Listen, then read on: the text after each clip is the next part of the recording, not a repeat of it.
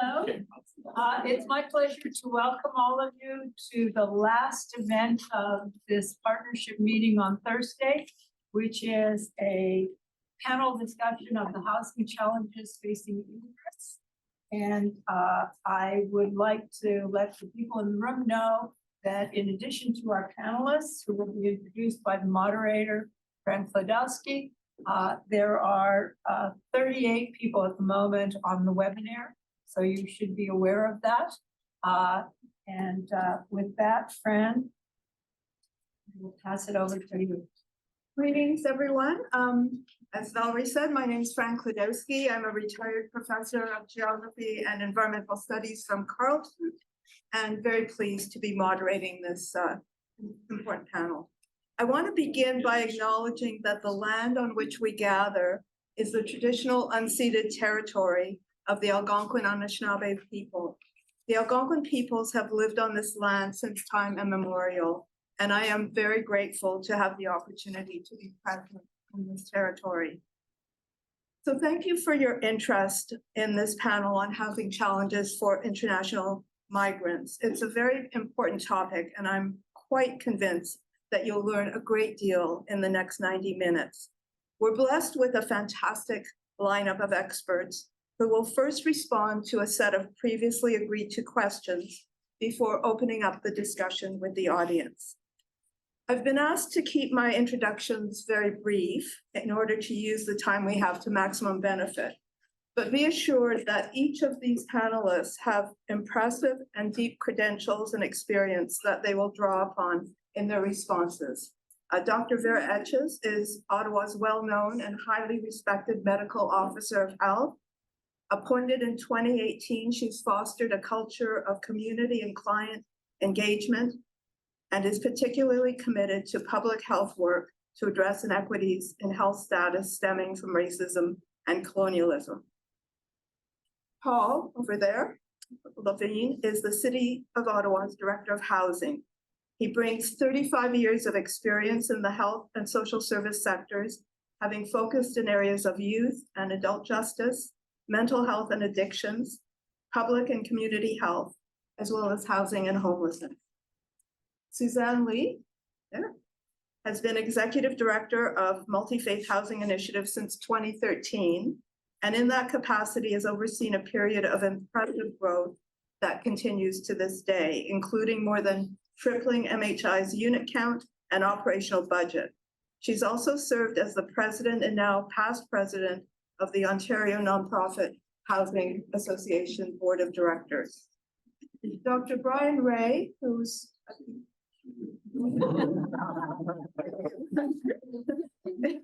is an associate professor in the Department of Geography, Environment, and Geomatics at the University of Ottawa, and a member of the Inter-University Research Center of Montreal on Immigration, Integration, and Urban Dynamics.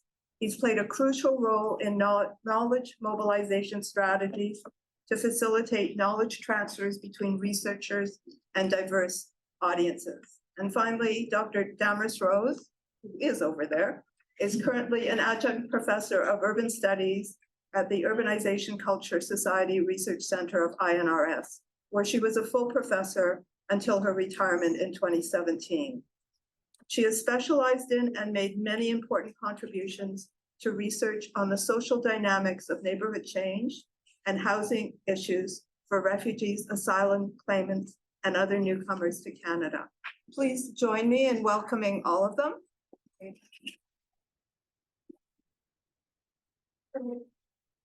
Get my timing all set up because we're going to have to be very careful to make sure that we address all the things we want to. So in this first question, I want to begin by inviting first Suzanne and then Damaris to identify the key housing problems that currently are in play in in Ontario and Quebec cities. In your answers, please focus on both the differences and their primary drivers across cities at the provincial level. So Suzanne? So it's a very complicated question, and I'm going to try and sum it up very succinctly in 3 points or less in under 5 minutes. The 3 points I want to make of what is really causing the issue around housing is supply issue, landlord tenant board, this is in Ontario, funding and land, although some of it will apply across the board. Supply issue, the cost of construction, both for market developers and for not-for-profit developers, the high interest rates and the rapidly increasing cost of building housing, the whole issue around I hear a lot of talk about the financialization of housing and the commodification of housing being a big issue. Unfortunately, that's in my mind, a bit of a red herring. We build, own, and operate housing. I know how much it costs to build. And so if the cost of construction is at $800,000 a door, then that's what it costs you to construct. We construct with no profit and just trying to meet our debt and make sure we get enough rent just to cover the debt. The higher the debt, the more rent you need to receive to cover it. And also for profit. So people that, again, that issue of trickle down is not going to solve the issue.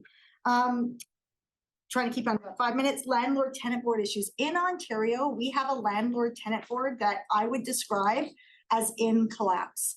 The time it takes to get a hearing at the landlord tenant board is now exceeding 9 months to a year for a hearing. So when you have people who are in housing that shouldn't be in that housing, that are overhoused, who haven't paid rent, or in some cases we know aren't actually in the housing, they've moved on, they've just held on to the rent, and we know that the units are sitting vacant. In some cases, you know, they might be in hospitals permanently, they might be in jail. They have no access to the unit, and these units are sitting there vacant. And because of our access to the landlord tenant board, we're not able to take house families that are living in shelters out of those shelters and put them into these vacant units.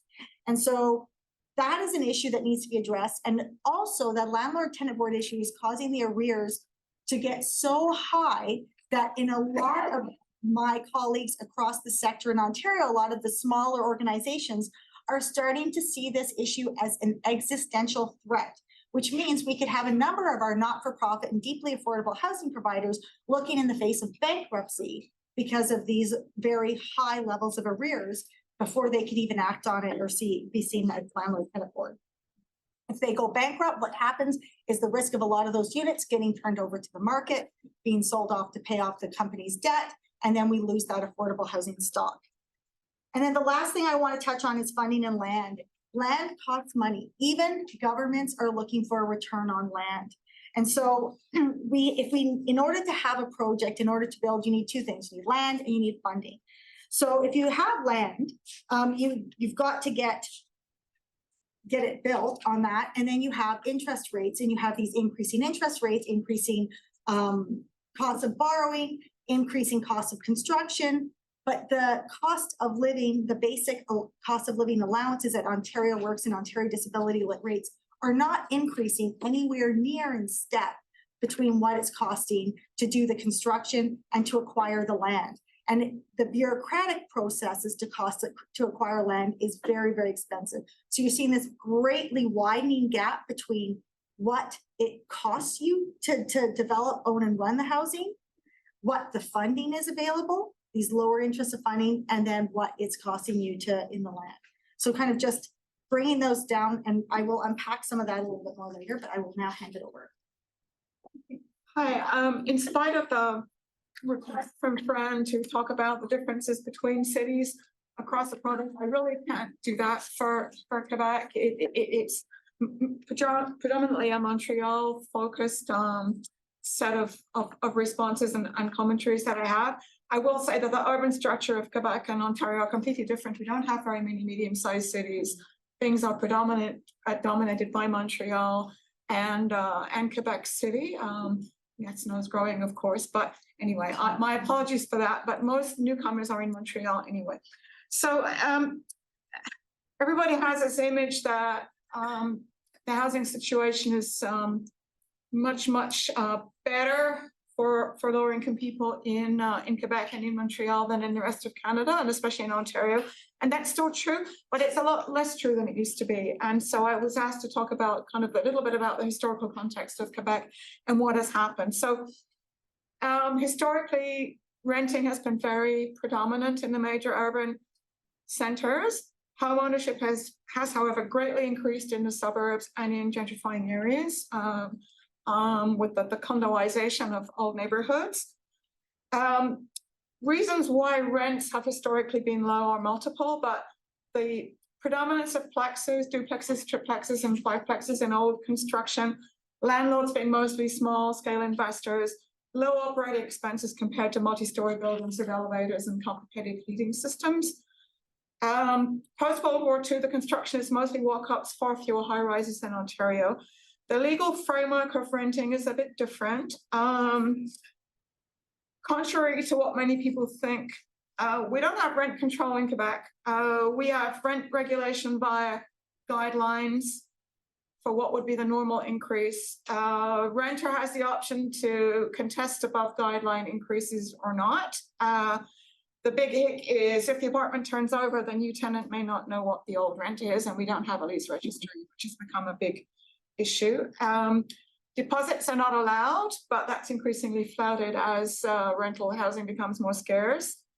Leases are transferable from one tenant to another, which is something that really helps to keep rents low if you're in the right network of people. But we have a Bill 37 that's trying to get rid of that transferability of leases. So we also have a history of funded tenants' rights committees that have helped people contest increases. History of co-ops and nonprofits fairly similar to Ontario, but with differences in terms of what kind of stock they're found in. So until recently, to sum it up, traditionally, poverty caused unaffordability of housing in Quebec cities. And in brief, in a nutshell, if I run out of time, according to a recent report from Centraide de Grand Montréal, which is the United Way, housing unaffordability is now the major cause of poverty. So that's the big thing that's changed. There's been, in the past 10 to 15 years, a slowdown in the creation of social housing units through Quebec programs, an average of about 1,400 new subsidized units per year in the past 25 years, but that fewer incrementally every year. Aging and increasing disrepair of public rental and low-end private rental housing stock. And then the other thing, of course, after decades of economic stagnation, Montreal started to boom. So leading to middle class in-migration from Europe, from other provinces. A certain amount of financialization, but as Suzanne said, I wouldn't want to exaggerate it. But certainly accelerating gentrification, studentification, touristification through Airbnb. So it's still a lot less critical than in other provinces in terms of the unaffordability of housing for low-income people, but it's much more challenging than it used to be. And Centraide has estimated that about 200,000 new affordable low-end of market or social housing units are needed in the next 10 years. Thank you. You've both been very efficient, and we're good time-wise. One of the things that I was asked to probe about is the way in which the pandemic accelerated, highlighted, made worse or better certain issues. And I wonder if you could speak to that, the learning and the Well, the pandemic, we all know, had a huge impact on the increase we saw record cost of living increases, which resulted in these high interest rates. These high interest rates reduced our borrowing capacity, the reduced borrowing capacity, and then combined with the increased cost of actual construction because of our labor shortages. And I gotta say, I don't understand what happened to our labor market. Like, where did they go? And so we're a lot of us are wandering around saying, where did everyone go? Because we lost a lot of our labor market in that pandemic, and they don't seem to have come back to work. And it's really quite harmful when you don't have the labor. It pushes the cost of actually getting the work done high, and then finding someone who will come and actually do the work. So for us to get housing built, it's been a huge setback. The LTB stopped hearings, put stays on hearings that everything kind of went still. And that, again, the Landlord Tenant Board, which I referred to earlier, that has caused the big issues we're facing right now is because of that, directly because of that. The backup they have is excessive. And then throw into the fact that the Ford government put a hiring freeze. And so there's not enough LTB adjudicators to actually hear the cases. And it's not just us who's getting hit by that. What that does, I heard you were talking about the little person who owns 1 or 2 units. That's a huge market of rental in Ontario. And because of this LTB issue, you're seeing those private owners getting out of the business. They don't want to deal with the LTB. They don't want to, why should I rent out my place to someone who's going to damage it, never pay their rent, and it's going to take me years to get them out at huge costs? Better to just sell it.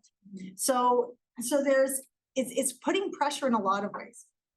Sure. Well, I agree with all of that, and so I don't have to make one of the points I was going to make. On another tack, the pandemic really spotlighted the inequalities between owners and renters in Quebec and between inner cities and suburbs, because our rental neighborhoods in inner cities are such incredibly high density.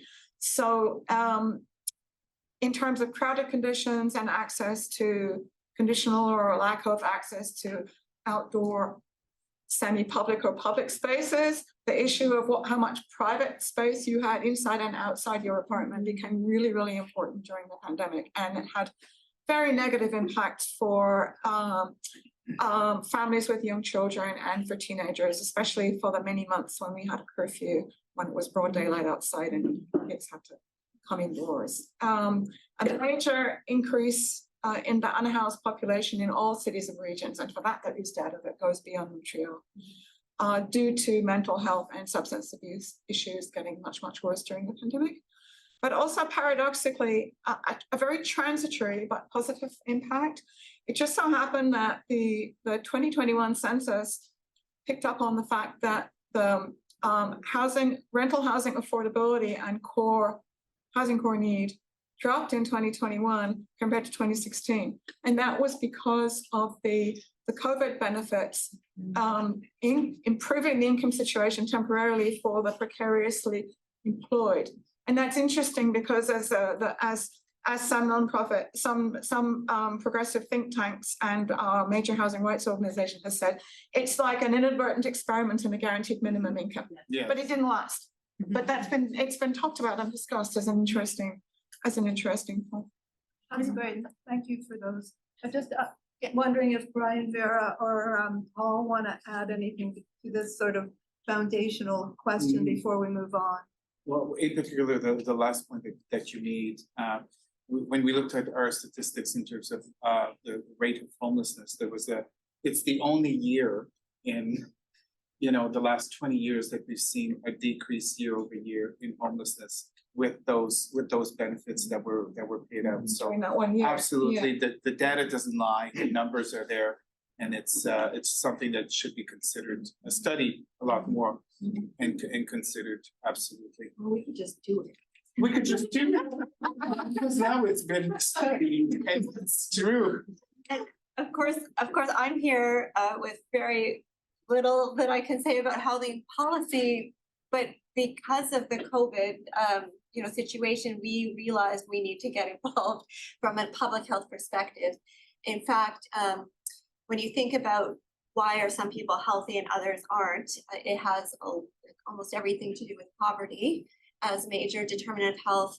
Underneath that, of course, we also can see what drives poverty is racism and other determinants, but one of the biggest expenses people face is housing. And so that's what we saw in the pandemic was that there's disproportionate, of course, infection rates, hospitalizations, even death among populations that face disadvantage in income. So Black population in Ottawa, for sure, and newcomers.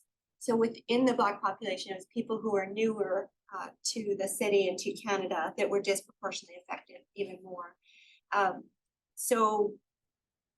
When you looked at rates by neighborhood, you could see that neighborhoods with lower income, more crowded housing, the characteristics you described, less public space, the rates were higher. So I think we we are wanting to address this from a health point of view, and there's lots of other health impacts. It's not when you have crowded settings, you have more transmission of infectious disease, but it's also, you know, there are environmental health exposures, there are injuries, there are other ways housing quality affects health.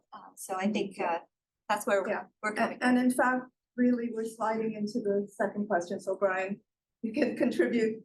So what I would say very briefly, one of the things that the COVID crisis has also highlighted is the multiple ways in which housing is being used today. And that increasingly where we're living is also a place where we're working, and how that coincides with other activities of other household members. And, you know, really importantly, the crisis shed light on the fact that in order to live in affordable housing, people are often living in fairly crowded conditions, which has severe health implications in a pandemic. And I think, you know, it's been decades since people thought about this. And I think that the crisis really has caused us to think again about, well, actually, how are people using housing and what are the implications for health?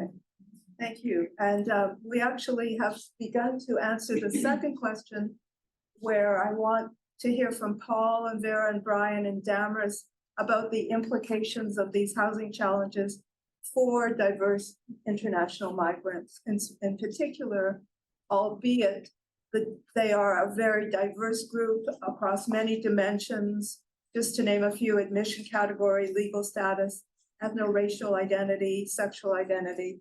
So we've really begun to talk about that, but we want to hear more about the implications. What in terms of being an international migrant, faced with the housing challenges described in the first session, what do we need to really be thinking about and focusing on and probing? So. Yeah, so I think you're absolutely right. We can't speak about all immigrants, but if you look at population of people who have immigrated within the last 10 years, you do see disadvantage in terms of access to regular healthcare providers.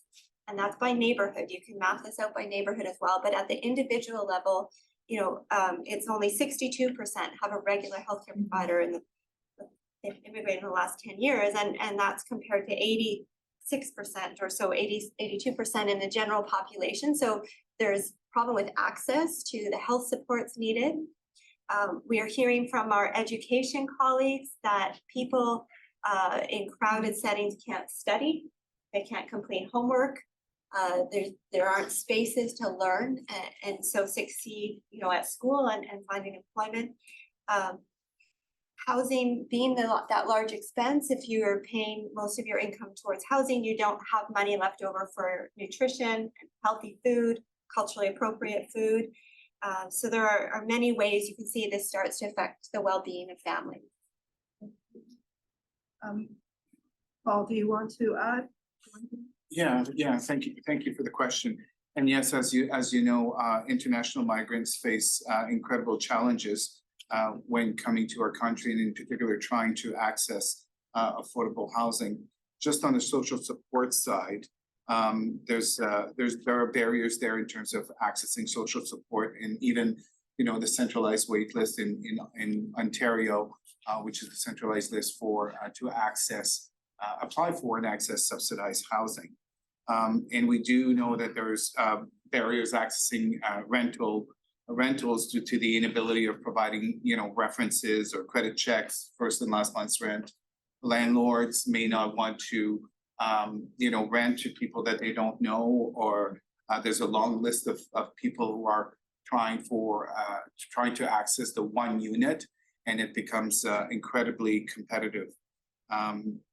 Also, there are multiple immigration streams that exist that make it complicated for you know, international migrants, depending on which program, federal government program they're coming through, that have different benefits, different you know, timeframes and eligibility criteria. So it can be quite challenging and quite complicated to maneuver the system, but thankfully we do have some resources that help people guide them through the system.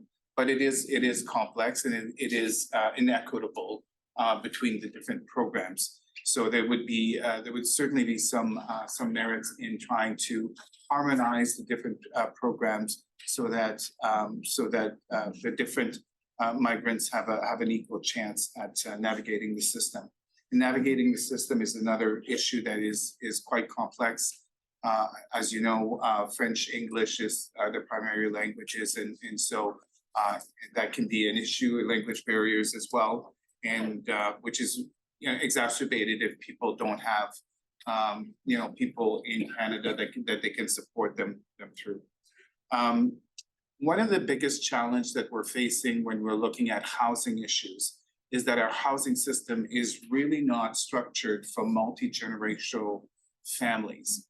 By that I mean, homes of 4, 5, 6, 7 bedrooms. You typically don't find that on the rental market. And so, typically you get bachelor, 1 bedroom, 2 bedroom, 3 bedrooms. So, and in a lot of international migrants, the families, there could be some very large families. So our system is not very structured to be accommodating to those needs. So just in terms of a stat here, according to the 2021 census data, 28.6% of newcomers to Canada report living in an overcrowded home. So which is disproportionately high compared to 9.7% national. So 9.7% compared to 28.6. So so that can be quite a big issue for folks. I'll pass it on to you. Thank you. So I would like to focus a little bit on 2 things. One is the diversity of immigrant classes coming to Canada, and the second is length of time. And what I'm going to say, I'm going to preface it by saying this is only about the Toronto metropolitan area. That's where I've done my most recent research from about this. Refugees have a very difficult time in Toronto's housing market. At least 50% of the refugee population who've been in Canada for 5 years or less are experiencing spending more than 30% of their income on housing. 50% of refugees in Toronto, and 21% spend more than 30%. 21% spend more than 50%, which is enormous. And if you look at other immigrant classes, such as the economic immigrants or family class immigrants, certainly the proportion is lower. But what is disturbing for economic immigrants, as well as for family class immigrants, is that it appears the longer that they stay in Canada, their situation does not improve until they've been here for at least 15 years or more. If you look at immigrants who arrived within the last 5 years, and those who have been here from 15 to 5 years, from 5 to 15 years, there's almost no difference in the proportions that are spending more than 30% of their income on housing. And that, I think, raises a whole series of interesting questions about, in order to deal with issues, for example, around crowding, whether some families are moving out of rental housing and into home ownership, but are taking on a lot of debt to do it. And so even though their physical housing might change, their debt situation doesn't change at all. We don't know. It would be a really interesting thing to know. But what the data reveal is that in terms of affordability, there isn't a significant improvement, even for economic immigrants, as time goes by. And that is I found that kind of shocking in the data, actually, as we all expect that things should get better as time goes by. The other thing that I would mention is that for temporary residents, a very large proportion of temporary residents, falling just short of refugees, spend a disproportionate amount of their income on housing. And that's a category that would be really interesting to take apart as well, because it is such a heterogeneous category. It includes students, it includes people who are as temporary workers, as well as refugee claimants, and so it's a very heterogeneous set of people. But certainly that group is having a significant challenge in housing markets as well. Yeah, it's spinning. Yeah, I have pulled out some of the same statistics as Paul, so I for about housing quality, so I won't duplicate that. I would just add that well, it's the recent refugee cohorts, including a lot of large families, such as the Syrian cohort, which really brought this to the fore. There's a real mismatch in the province of Quebec as well with what is available in the private rental stock. Where there is more availability is in the traditional provincial municipal low-cost housing, but then there's the whole question of who has access to that. But that will come into the next section where we talk about the effectiveness of current policies. There's another group that's crowded, although we would need special tabulations of census data again to look more deeply into that, because it's a question of immigration category.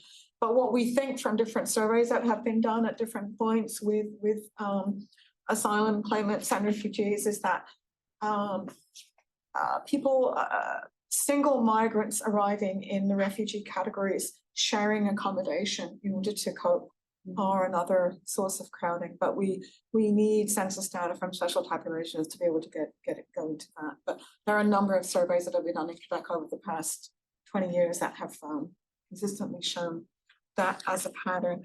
The only other thing I wanted to add in regards to Montreal, I was talking about the contrast between renters and owners. What happens to the rental housing market? Newcomers have a greater stake in that than non-newcomers, in the sense that recent immigrants and non-permanent residents are more dependent on rental housing than non-immigrants. Another way of saying it in Quebec.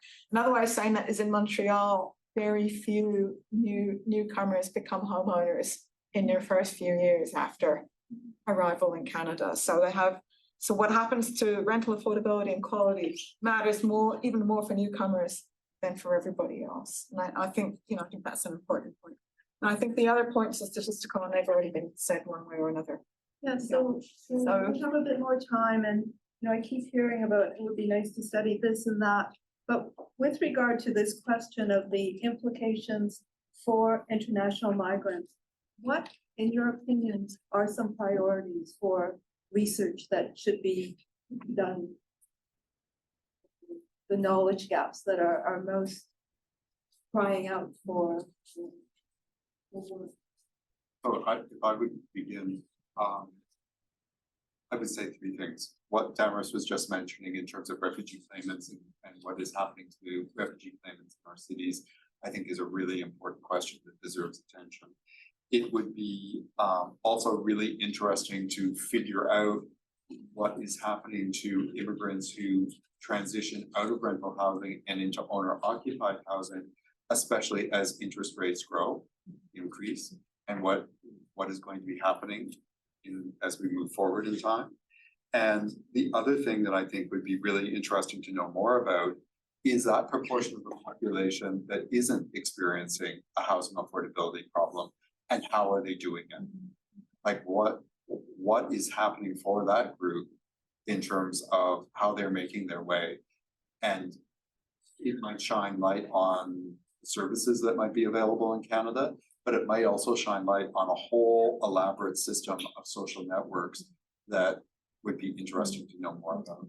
I've just realized that that's sort of the fifth question. So I think we'll sort of ask Suzanne if she has anything to add before we go on to the next question. Yeah, the only thing I would add is that when we're looking at, I come from kind of the development point of view for deeply affordable housing. And when we look at that development from the development angle, at the outset, we need to be planning our communities and planning our development, our affordable housing development, with that eye of appropriate immigrant, appropriate and culturally appropriate housing. And Paul, you touched on that a bit about the larger units. You get the same funding from a development point of view. You get the same funding for kind of a 3-bedroom than you do for a 5-bedroom, but it costs you a lot more to build that 5-bedroom. So you're disincentivized. to build it. In fact, you're disincentivized. You literally can't afford to build it. And so we need to be kind of putting our money where our mouth is and recognizing that if we're not going to have these overcrowded housing situations, we really need to be funding and putting that emphasis on building bigger units to accommodate these larger families that are coming through our door, because we do know that a lot of those immigrant families come in much larger numbers in their household than what you would see in a typical Canadian household. Great, and that really slides into question 3, which I think we'll have a lively discussion around. So the third question is, how well do current policies address these housing challenges? And Suzanne and Damaris, you can decide between you which one wants to go first.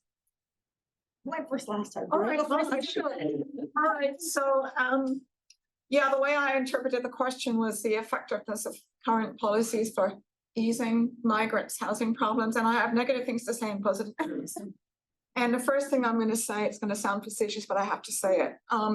The CAT government that we have has tried to reduce the number of migrants. Yeah. Including lobbying the federal government to redirect the Roxham Road asylum claimants to Ontario, and then lobbying to get Roxham Road closed. So it hasn't had the desired effect, because it just means the same number of asylum claimants are coming, but they're coming from different countries and they're coming by air. This is what Stefan, who is from the TCRB, is saying. So that's the first thing I'll say. Newcomers to Quebec continue to face greater regulatory barriers for eligibility to social housing. I know that waiting lists are years long, and this might sound like an academic point, but there's principle behind it. You can't get onto a waiting list for low rent public housing. You can't be eligible for a rent supplement for co-op and nonprofit housing or for portable housing allowance in Quebec unless you are permanent resident or citizen of Canada and a resident of the province of Quebec for 12 months in the past 24 months. And that, even a waiting list along everywhere in all provinces, this just creates an additional barrier and additional delay for people who are eventually likely to be eligible, because they have to wait before they can get on any lists. And if you're a co-op or a nonprofit, you can offer a housing unit to an asylum claimant, but that asylum claimant can't get a rent supplement. So what's the use? Because they can't afford to pay the rent that you have to charge for your unit to balance the books. There are new regulations that I just found out about that have introduced the possibility of waiving this requirement, residency and status requirement for emergency housing of unhoused people, those experiencing domestic violence, leaving youth protection and so on. But from what I read in the regulations, like so many other things, this is going to be micromanaged. So it's by senior bureaucrats that are going to hold decision makers accountable for why did you give an exception to that person in that category. So I don't know. It's really hard to answer this question further because housing policies in Quebec, as elsewhere in Canada, are in a state of flux. Quebec didn't sign the Canadian housing strategy, the National Housing Strategy, did sign an agreement, a bilateral agreement, but in the middle of the pandemic, and it's only really getting going, nobody seems to know what's happening. There's a shift toward more portable housing alliances, and more, up to $170 per month instead of 80 or 100, but the funding element envelope is very limited. The most important thing probably is that the main provincial funding stream for social housing construction and rent geared to income subsidy, called Accès Logis, is in the process of being phased out, and nobody really knows what's going to replace it. It seems like it's more of what we call bricolage, putting funds together from different sources, more philanthropic housing. On a more positive note, a couple of interesting developments. The City of Montreal lobbied for more powers, and from the provincial government, and has obtained since 2020 the right of first refusal to buy out private rental buildings for renovation and conversion to nonprofit. So right now the priority is the preservation of burning houses, but in future that could improve the supply of affordable walkouts in immigrant neighborhoods. And we had a wonderful program doing that in the 1980s in Montreal, and so this would be a new version of it. The problem is that the city will still have to buy the properties at market value.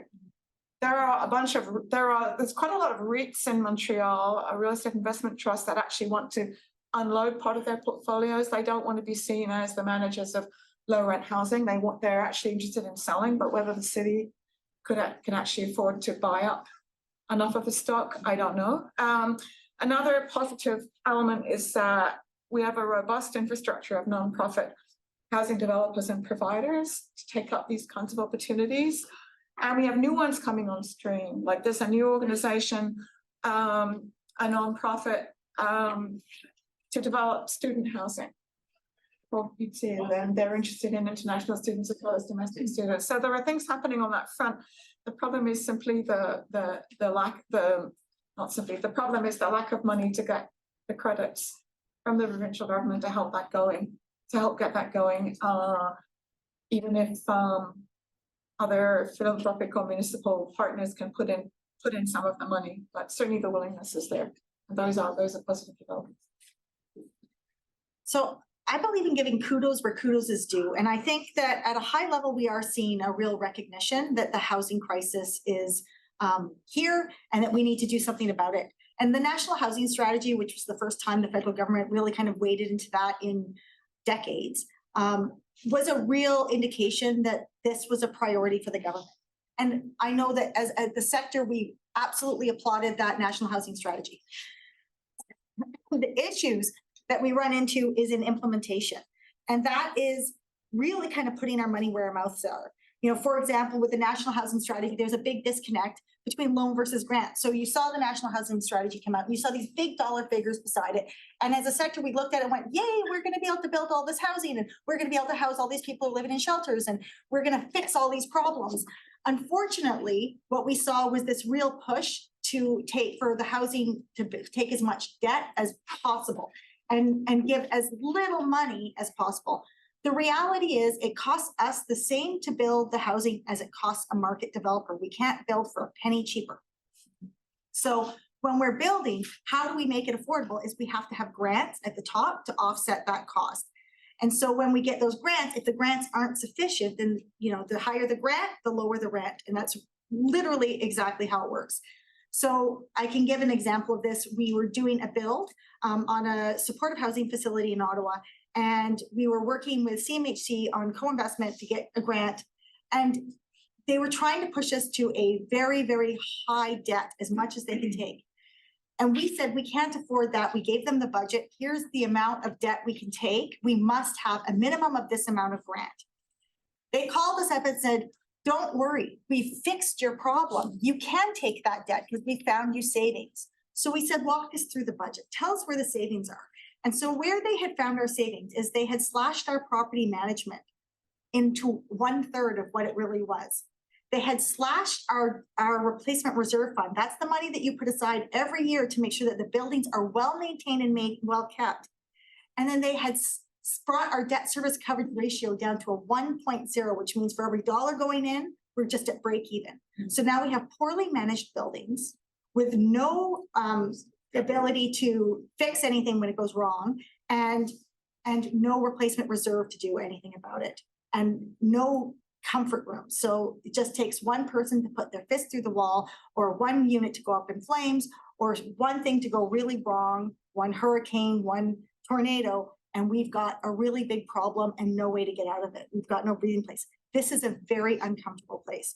So when you have that kind of policy implementation, you have the top who are talking one level, and you have the bottom, the implementers, who are doing a very different thing. They're thinking that the best they can do in their job, the best way they can perform in their job, is to save the federal government as much money as possible and to give out as little of this as possible. Then we've got a really big problem. So that's kind of where I want to kind of leave that. It's great to have great policies, but the policies are not helpful when you're not giving the appropriate direction to those who are implementing the policies, and when they're not appropriately funded.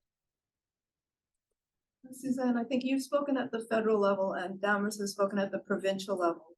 Yeah. Are you both able to sort of turn that around? And I'm trying to, I like to say nice things and then say the criticisms, and I can't say a lot of great things about the Ontario government at this moment in time. You're in Quebec. The reality is they stepped off the stage when they're supposed to be the largest funders of housing. When you look at how your funding portfolio looks, we did a development out in Barhaven, and of the $10 million that we got in grant, 6 million came from the province, 2 million came from the municipality, and 2 million came from the feds. When you take the province out of the equation, and now you're just dealing with whatever the city is able to scrounge up and give you, and I give Paul in the city in Ottawa, top hats, because they try really hard and they're very creative in trying to scrounge that money to make this work. And then you've got the federal government that wants to give you as much debt as possible and wants to give you as little loan. Then you've got a very big problem. Right now, COI is CAT co-investment, which is the funding for not-for-profit housing at the federal level, is capped at $25,000 a door. And the cost of developing housing is between kind of $6,000 and $8,000, $100,000 a door. Well, that 25,000, and you've got debt at, coming in at 6%, that 25,000, that's not even buying you the doorknobs throughout the building, let alone the door. So we've got to really fund these issues. And honestly, I really think that the province of Ontario should not be let off the hook of their responsibility to funding housing. Their approach has been, we fund the market and the market will trickle down and that will fix the housing crisis. Well, we know that's not true. The reality is you have to look at affordable housing, deeply affordable housing as social infrastructure, and you need to fund it that way. Do you want to add anything? Well, Quebec isn't part of the National Housing Strategy. They refused to sign on. So I don't have much to say about the federal level, except that apparently under the bilateral agreement that was signed in 2020, there was supposed to be quite a bit of money from the feds for a repair program for the old public housing. We have a lot of vacant units in the public housing stock that were condemned. And in the past, the Société d'Habitation du Québec had very nimbly used the previous federal infrastructure program to say, hey, public housing is infrastructure, and they got money. But the person who lobbied for that succeeded, retired, and whoever took over never followed up, and so that kind of fizzled out. So it's good to see that the feds have agreed to hand over more money for repairs, and I presume that's the same in the other provinces. I just don't know about it. So We just have a little bit of time left for the questions, but Paul, Brian. Could I just very quickly add, for immigrants coming to Ontario in the rental sector, they face a very complex market, because how do you begin to explain to someone that your rents, if you're a unit that has been occupied before 2018, can increase by this much, but if you live in a unit that was built after 2018, it can increase by this much, and they look absolutely the same. I mean, it's a crazy making situation. And then try to explain the complexities of the social housing stock in Ontario as well, and that you have something called below market rent and rent geared to income housing, and try to explain that in a way that makes any sense. Yeah, I mean, it must be crazy. I would just say, as we're trying to learn about this sector and contribute, what we notice is different parties don't talk to each other. Federal, provincial, local cities, but also universities, healthcare, housing providers, economic developers who are bringing people and newcomers, to work. So there really seems to be a space where we need joined up policies at the federal level, connected to provincial and local, in terms of understanding and planning for the needs of people who are going to be arriving across different sectors. That's great, Vera, and that's exactly what I was going to start off with. Is unfortunately the policies that are being developed, whether it be at the federal level, the provincial and municipal levels, there's no alignment. There's no strong collaboration. I would say that when we develop policies and they're implemented, that all levels work in collaboration and for the best interest of the person who's coming to our country. So I think we have a lot to learn and to do when it comes to working effectively together and developing policies that are not developed in a vacuum, and to make sure that we understand the reality on the ground, because every policy decision has an impact on people, real people who are coming to Canada. So, and it saddens me to think, and I see this every day, that we have newcomers, going to our mainstream shelter system, and that's the welcome to Canada. I think we can do a lot better than that. We have personal support workers holding together care the best they could in long-term care homes, living in shelters. Yeah. Absolutely. Well, as usual, we're sliding into the next question, so that's perfect. And this is another very meaty one, which is what needs to be done in terms of policy changes and innovation. I think you've already sort of started to mention that, and people I want to draw upon initially, Brian, Paul, Vera, and Suzanne. So Brian, do you want to begin?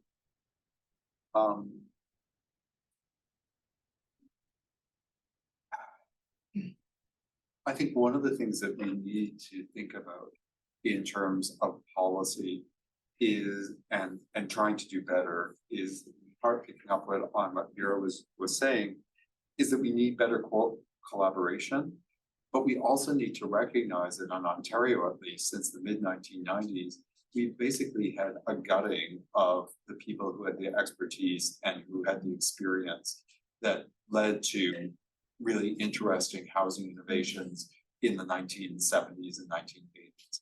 And it's really going to take a lot of work and effort to rebuild that expertise and to rebuild those partnerships. And thinking about a challenge and an innovation, it's going to, in part involve universities and other institutions really trying to recreate that expertise and that is of knowledge. Okay, so in terms of policy changes and innovations, Paul, do you want to take next? Yeah, I think building on what we're saying is fostering better relationships at all level of government, and also recognizing the importance of relationship with the local sector, which is where people have the expertise and the knowledge, making sure that programs are adequately funded and services are adequately funded. And this is a good example of a policy decision where when it hits the road, there's a misalignment. So we have programs, policies around immigration, but then at the front line, at the municipal level, the settlement services and the social services and the health services and all of the services that Vera was referring to, you have to have the infrastructure in place to care for people, to provide that support that people will need, that we all need. So there's a huge disconnect. And when it comes down to funding, there's a lot of ball throwing going around from the different levels of government. And at the municipal level, we're very limited in terms of the funds that we can tap into as a municipality to fund services. So there needs to be a greater alignment between all levels of government when it comes to funding essential programs that will support our people coming to Canada. Anyone? I don't know that I have too much more to add, except to say one of the ways we try to work in public health is to work with the community. And so I think partly having mechanisms for people to speak about what their experience is, to enable that voice to be heard and to build in what people are saying they need when they arrive in Canada in terms of housing, I think is it's a public health method and a way of working that I think is applicable here to be able to get to relevant and effective outcomes. I think we are trying to plan ahead. So you can't get where you want to go without a plan.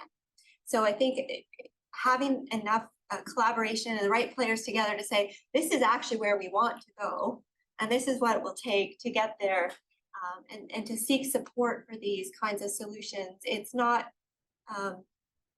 it doesn't work just to say that things are bad, right? So we're thinking about how you create these collective plans where people can together say, well, this is the part I can contribute, this is the part I can contribute. That's something we're exploring.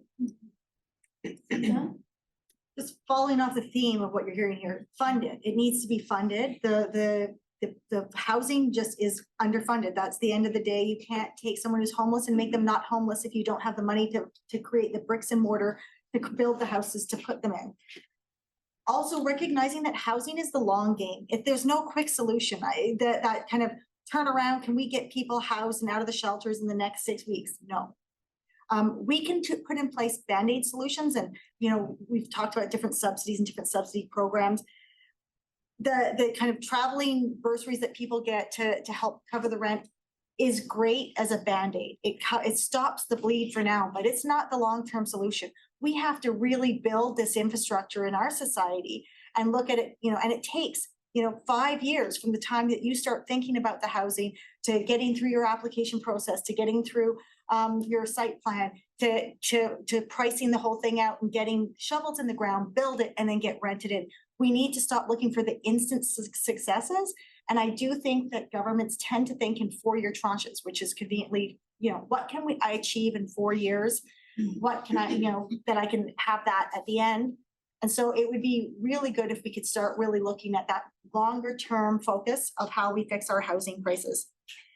Another thing that I just touched on that we haven't really talked about, and that is that I believe that affordable housing, as they're going through these processes, should be given preferential treatment over market developers when we're going through our site plan, our rezoning, all of this thing. It drives me a little crazy when we put up a sign and it says, we're going to build an affordable housing project here. Please call us and give us your feedback. Well, you know what the feedback is going to be. We don't want it. And also, what business is it of the neighbors how much money my tenants make? Like, I find that a little offensive. When I moved into my neighborhood and bought my house, I didn't get to find out the income levels of everyone else on the street. That's private information. I really don't think it's anyone's concern but ours. I get that governments want to be able to say, we're building this affordable housing, but can we do it in some way that doesn't put it right on the sign? So, we talk about time equals money. The time, if we can shorten the amount of time it takes us, rezoning takes a year, site plan takes another year. If we could shorten those timelines, we could get things built a little faster, and maybe we could shorten that 5-year trajectory I was talking about. But in our world, it's not just time equals money. Time equals money plus compassion. It takes people out. The longer it takes us to build, the longer a family is living in a shelter. That's what it comes down to. Okay, I think I want to push actually all of you to sort of become a little more concrete. What are some stories of things that have worked well? Are there examples where learning could take place that you could draw on in terms of this question of policy changes, innovations? Have there been moments where different actors came together and something happened effectively? Because I think this notion of greater coordination and talking across sectors and so on, it's great in the abstract, but when you think about the way municipal, provincial, federal governments now work in lots and lots of silos and so on, there's a long way to go. So I think if there are some moments, it would be really useful, I think, to hear about those moments. Paul? Yeah, I have a recent example with between the federal government, the province, and municipalities across Ontario. There is a housing benefit called the Canada-Ontario Housing Benefit. And given the exponential increase in international migrants and the need for access to affordable housing, because what you get from social support and the cost of housing, you need additional support. So through that, the COB is able to be offered to newcomers, which is for the first time. So that's great. And how did that come about? Sort of what was the backstory? that made Unfortunately, that- I think we needed a crisis. It's in response to a crisis, which shouldn't be, But often is the case. yes. Can I go back in history? Yeah. So, I think back to something like the St. Lawrence Project in Toronto.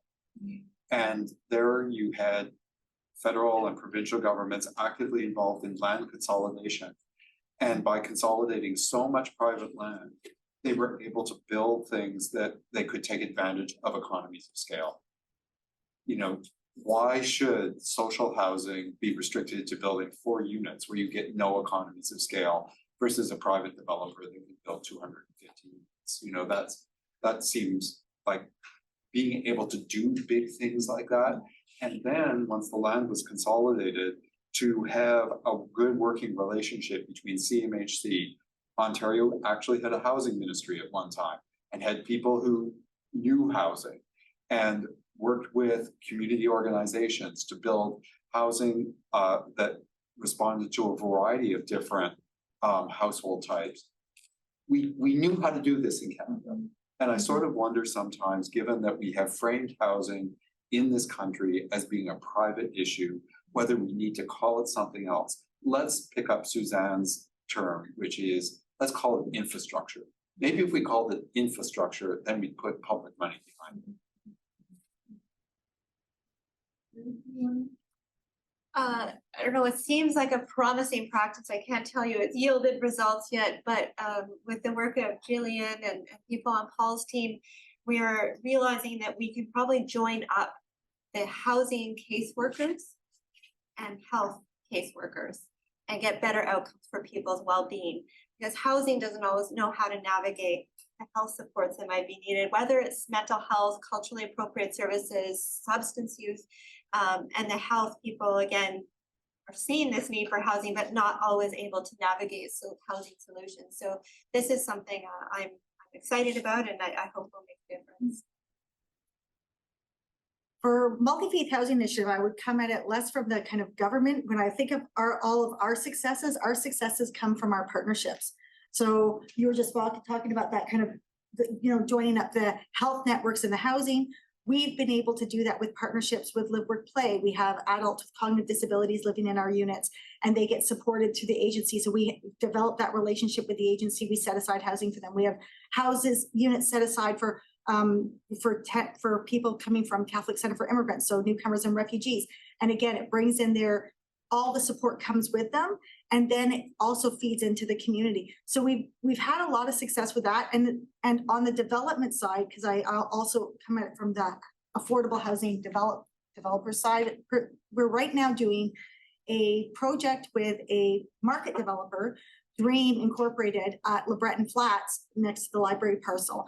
And it is a total of 608 units and in 2 towers. And we will own 133 of those units. We're going to own a big chunk of the building from this floor to this floor. And what that has given us is it's given us access to economies of scale, the really good economies of scale. We're able to build at a much lower price. We're going to be able to manage the building at a lower price because we'll have access to the same maintenance contracts and things like that with that Dream will be using. So it'll go to the 2 big buildings. And then on top of that, on their side, we're going to be working with them to do the community engagement work that we do. That's part of a big part of our culture. And we will be doing that for all 608 units. So kids will be, from our deeply affordable units, will be going to homework classes and yoga classes and after school programs and gardening programs and knitting and crocheting classes, and people like that thing.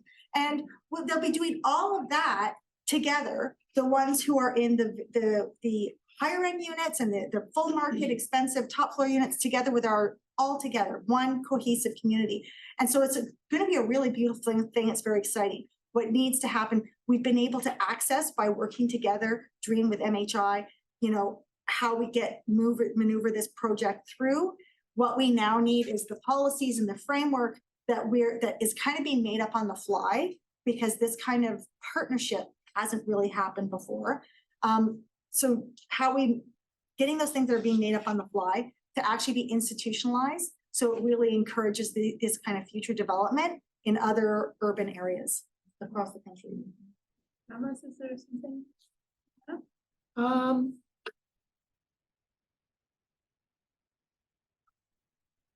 Well, I don't think so, except what I said before is that, targeting a little bit more to the Quebec specificity, I'd like to see really like a massive socialization of the post-war low-rise rental stock. But we have to have creative funding solutions to that, given there has to be a way of stabilizing construction and renovation costs, as Suzanne was saying, because it's impossible in the current market. The available grants just are a drop in the bucket.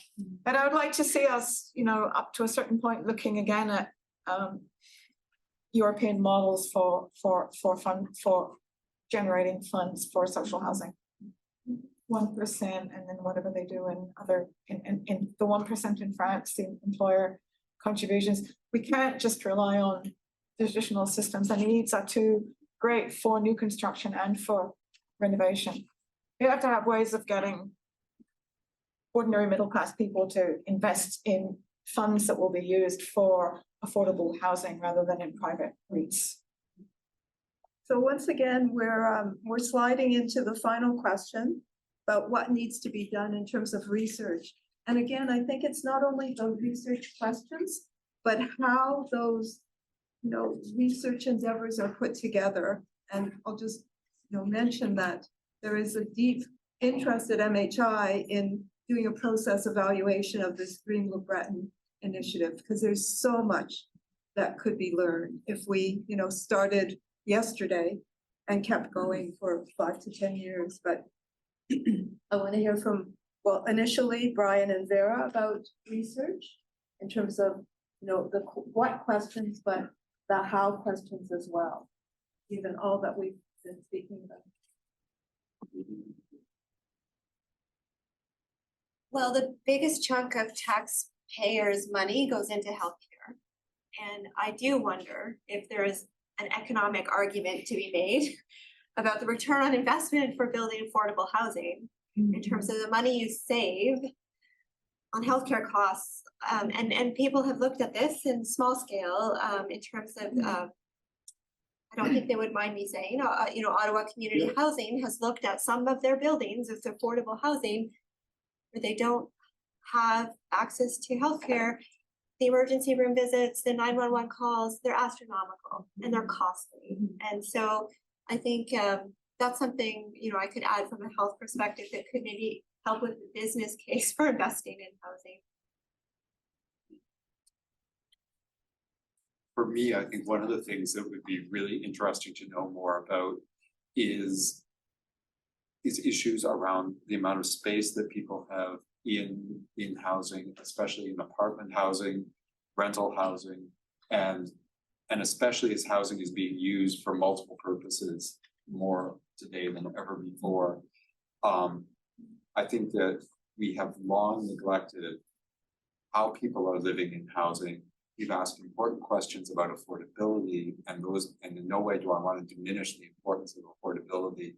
But I think that for, especially for children and women, that knowing something about the ways in which housing is used and the degree to which space and crowding is an issue, especially if we're increasing the number of people who are coming into major cities like Toronto and Ottawa, that it would be really, it's imperative to know more about how people are living in housing, and I think a whole variety of questions tumble from that, especially health. Do the others want to add something? Paul? Yeah, I think there would be some benefits in doing some research, qualitative research to understand the journey of newcomers from their point of arriving in Canada and until the time that they're housed. So really, walking in people's shoes and really getting a good understanding of what that's like. And I think we can all get a better appreciation of the challenges and barriers and really know how to fix things. And having people with lived experience, inform our policies to do that. Yeah, I agree with that, but I'm looking at Jill because we have some of that information in surveys that are done in different cities, but what we need is like an ongoing, we need the qualitative, but I think we also need surveys that where the information is comparable across different provinces and cities. So we need to get the federal government to fund an ongoing longitudinal research that would complement qualitative work and that you're talking about and vice versa. I think it's decided then. Yeah, I think the only thing I would add there is it's great to do all this research and I agree. I think if we look at homeless population, that's not free. Keeping them homeless is not free. It costs us a lot of money. There was a researcher who came and spoke at Multi-Faith Housing Initiative's National Housing Day event a few years back, and she was talking about how the research she did, 50% of children showing up at CHEO emergency room had core housing need that was contributing to their issue for which they were showing up at the emergency room. So you look at what that cost the system. So we can look at all that, but it's great to do all this research. The issue is you got to use the research. You can't just do it and then it gets shoved to the side and forgotten about. It actually has to be promoted and pushed and used to inform policy. And if it's not, then we can't do it for the sake of doing it. We need to make good use of it. So that really leads into the question that I again want to push. Where are the research centers? Where is this kind of work going on or could be enhanced? Really push in the kinds of directions that we've been hearing from all of you. Are there, places that are the ideal places, or does that need to be created? And if so, then what's the best way of sort of moving forward in creating that kind of research? I agree very much with Brian. We did have this incredible nonprofit housing infrastructure ecosystem in the 70s and 80s that is badly depleted, but that it needs to be it needs to rise from the ashes. So how can that take place, and where are there obvious places where it's beginning, where there's some? Yeah, I would say Ottawa as an example. I mean, what we refer to the social housing stock. I think many cities across the country have those. And over time, as we learned more, as we did more research, we discovered that particular model was not good for everyone in terms of building inclusive communities and the ghettoizing that resulted from that. But we've continued to build. We stopped the social housing, but we continued to build affordable housing. And actually, those communities, those old social housing communities, are now coming, and many of them have come to the end of their life cycle. So they're being reconstructed again, but with a mixed income, within mixed communities. So not to repeat the ghettoizing of the social housing portfolio. So Valerie's just mentioned that there are 8 questions waiting to be asked. That's not counting you guys. And there's probably 1 or 2 questions that you have among you. So I will sort of transition to the Q&A, but I first want to ask the panelists if they have anything that they really feel they need to say before we open it up for questions. No, okay? I have one thing to say. What I want to say is we as a society need to recognize that a healthy, affordable housing sector means a healthy, affordable, and a healthy society for everyone. Everyone wins in this scenario. No matter who you are, we need to have that. That's great. It's a great closing remark. So let's listen to the questions, Valerie. So I have a terrible feeling you could see these questions. I want to start with the one about international migrants. Someone is asking that building code and zoning are not accommodating newcomer family types. And later on, another question asks, could we address that by providing subsidies, not on the basis of number of units, but number of bedrooms? And I wonder if anybody on the panel could respond to both those, to that combined question. From a builder perspective. From a builder perspective, I'd love it if we were funded by bedrooms. That would be great for us. Because the reality, building code, I don't know the statistics on the physical needs, the disability needs of for accessible units among migrant versus the regular Canadian public. But I can tell you that we do know that migrant families or immigrant families, newcomers, refugee families come in much larger family sizes than the regular Canadian household or the average Canadian household. And so we aren't building units big enough for them. In our biggest community out in Barrhaven, we actually have some family units that have broken up into like 2 and 3 different households. And so they still are able to have their kind of community and have their space. And it's worked quite well. But the reality is that the most culturally appropriate thing we could do is be starting to include larger units into our portfolios, those 4, 5, and 6 bedrooms instead of 1, 2, 3, and a few 4s. Okay, then there's a lot of questions about asylum seekers.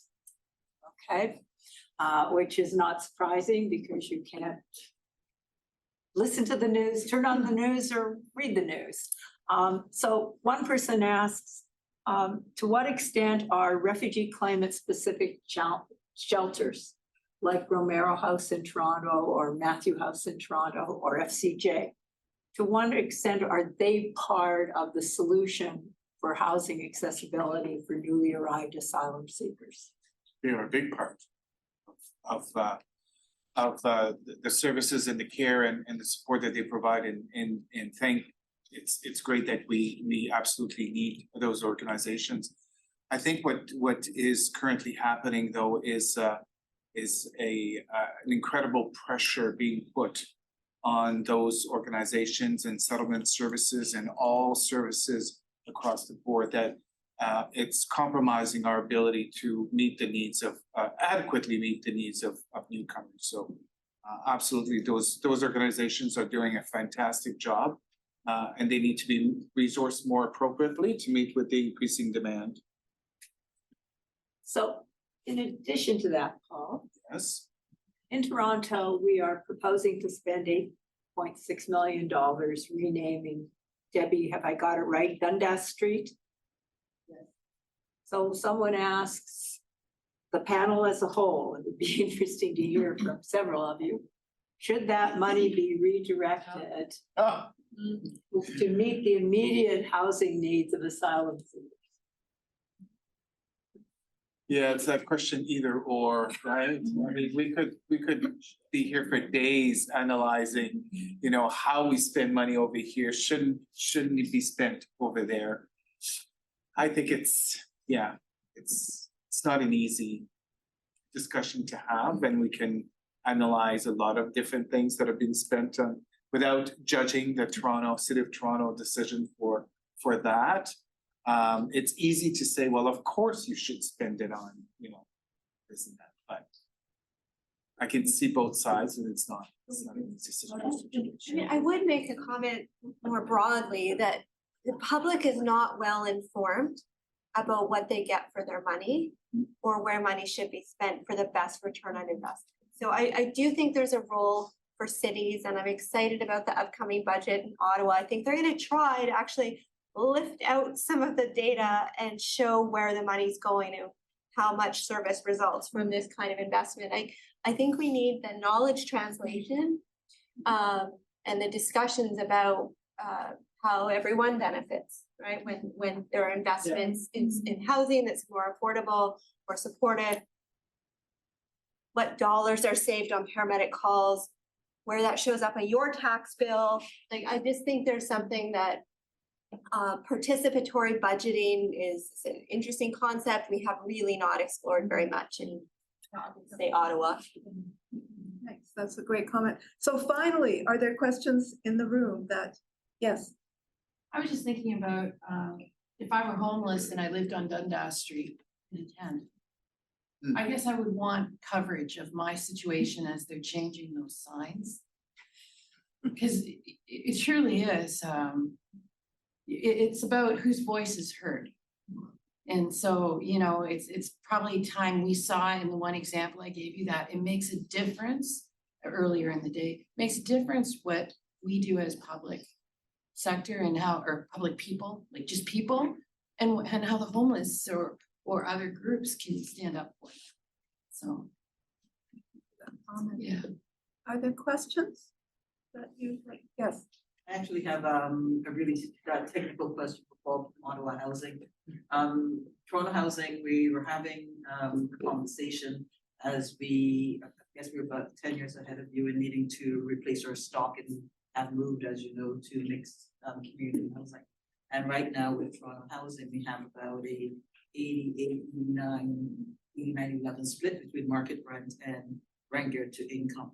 And there's a conversation happening politically about changing that ratio and probably moving more to 70-30. I've even heard 60-40 from some of our political people in the middle of a housing crisis of the affordable housing.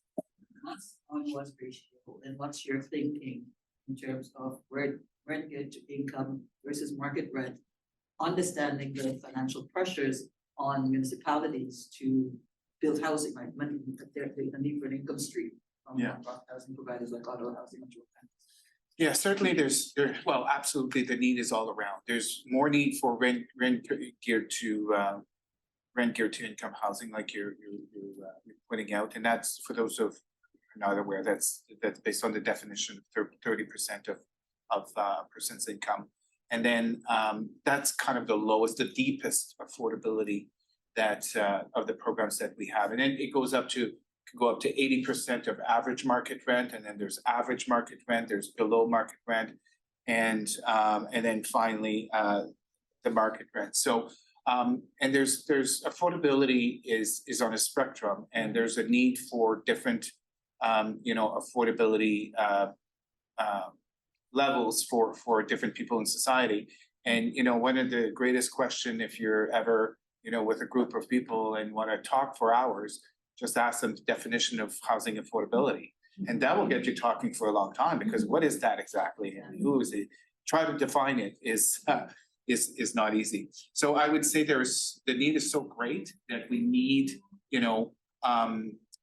we need more affordable housing for all the different income levels. And, as evidenced by our data, we have approximately 12,000 households on our centralized wait list for subsidized housing who need deeper affordability, whether it's housing allowances or rent geared to income.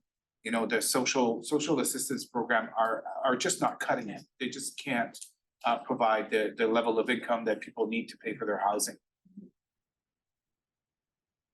Your questions?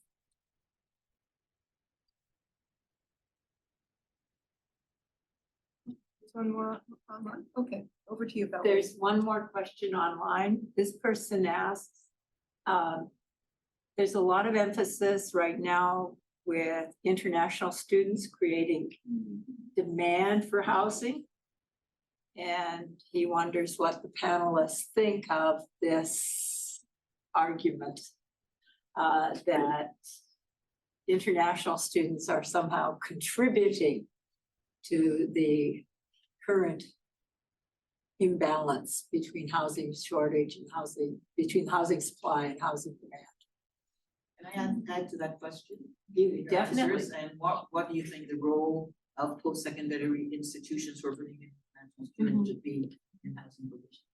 And the financing of post-secondary. Yeah, that's what I was gonna say. So we spoke to post-secondary institutions about this, and what they said is they're dependent on international student enrollment and those revenues to operate.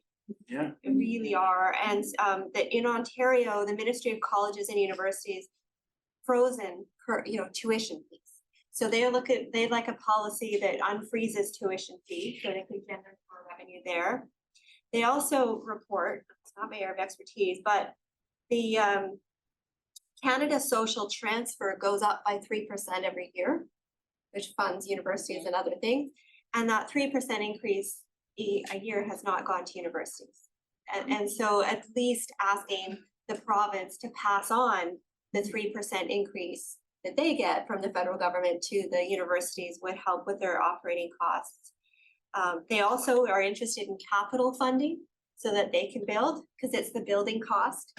They're willing to build and run housing, but they can't build it right now. Just what you're saying with the high interest rates, with the cost of construction, they can't get started. So they're looking for some capital investment to be able to start and build more as well. And then they think they can contribute to that labor shortage. So some of the colleges are training grounds for the construction industry. And so they're also interested in incentives to help people get into construction industry to help solve the labor shortage. Yeah, and don't international students also work here? Yeah. They'll study and they can work. And that's something to remember, that the immigrants coming in are a help to that labor shortage all around. Yeah. When I say everyone wins, I mean everyone wins. We talk, how many of you in this last year have been stuck on the tarmac because of luggage being not loaded or being unloaded because they don't have baggage handlers? Well, baggage handlers can't afford to live near the airports because they're getting paid minimum wage. So where's the breakdown of that? So you have to look at how we can kind of really look at it from a whole societal perspective. I'm not a fan of saying, oh, students are causing our problem. Oh, looking for that boogeyman, that scapegoat who we blame. And so I really don't like that kind of analogy. There is, student housing is a problem, but it's a problem for those students. And I feel really bad for people who are lured here. There was a big expose on W5, I think a few weeks back, where they talked about all these international students being lured here and, with these great university opportunities, they're going to go to school and they're paying top dollar. What we pay is a fraction compared to what they pay to go to our universities. So they are subsidizing our children in the universities. And then they can't find a place to live and they're living in cars and tents and, what have you. We've got to look at what responsibility we have as a society for bringing in these students and then not having housing for them. Thank you, Suzanne. So sadly. Can I say one quick thing? Yeah. I just was chatting about this a little bit earlier. I think those are great points. And I was looking at Educan Canada's website on the way here. The first thing it says is you'll find a high standard of living as a student in Canada. And then the second thing is you can find an affordable option. And it kind of makes my blood boil sometimes when I hear international students are the issue here, because I don't exactly know how budgets work with universities, but like last year, UVic got $280 million from the provincial government. UBC made $600 million on international student tuition.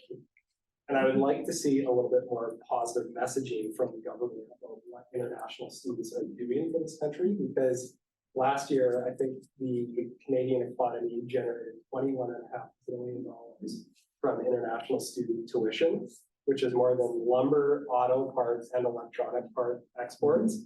So I just wanted to Thank throw out an angry. I think that's an excellent sort of illustration of a lot of things that we've been talking about in terms of, talking to across our different sort of siloed understandings of the housing issue and policy issues and so on to a sort of whole of society issue and what is of benefit. So thank you for those remarks. And thank you so much to all of you.